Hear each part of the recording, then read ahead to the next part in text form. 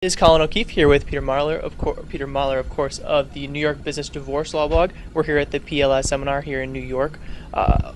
You obviously have a very specific style to your blogging, and I'll just let you explain that a little bit. You obviously author a little bit more in-depth posts, but what's your style kind of to the time management? How do you manage that, and how do you to put posts together? What's your strategy for that? Well, my blog is heavily case-oriented, so during the week I'm looking for my case to write about, and then I sit down every Saturday and I spend anywhere from 2 to 4 hours generally writing the posts. So that's my schedule. I blog. I publish once a week. My style is, as you say, the posts tend to be a little bit longer than most, anywhere from 1,000 to 2,000 words. I do an in-depth analysis of the case. I try and tell a story. I sort of do an intro, the beginning, and then the middle, and the end, and I try and sort of allow the reader to draw some sort of a lesson or moral of the story, if you will, from this case that I'm writing about.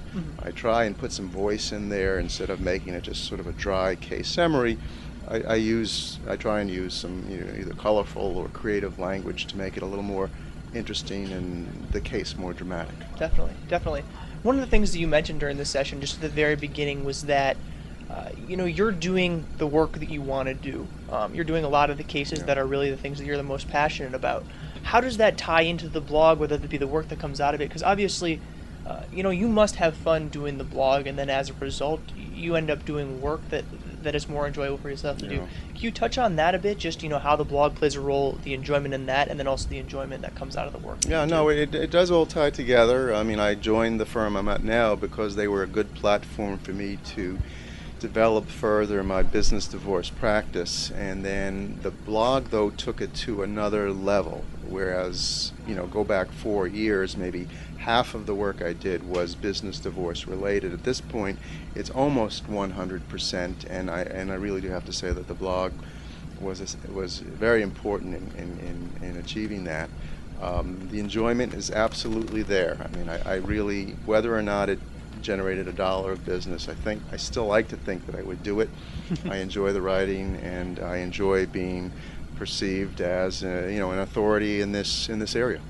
And then of course one of the questions that we always talk about, and we just talked about with Dave Donahue, is that people are worried about giving away information for free. You mentioned yourself that you're giving away things that these are proprietary cases, or not proprietary, but these are cases that maybe you've only touched on. These are things in your own personal records, of your own personal databases of things. What are your thoughts? You always err on the side of putting this information out there. What are your thoughts on that, about putting this information out there for free? Well, you pretty much summarized it. I have some reluctance, but in the end I always decide to share the information, and I've never found it to be a detriment to me in any case. I mean, the biggest problem I run into is pissing off my partners once in a while when I'll write about a case with a result that may not be helpful to some other case that they're working on. But I really don't have any second thoughts about sharing my knowledge. Perfect. That's all the questions that I have. Thanks for your time. Thank you. Perfect.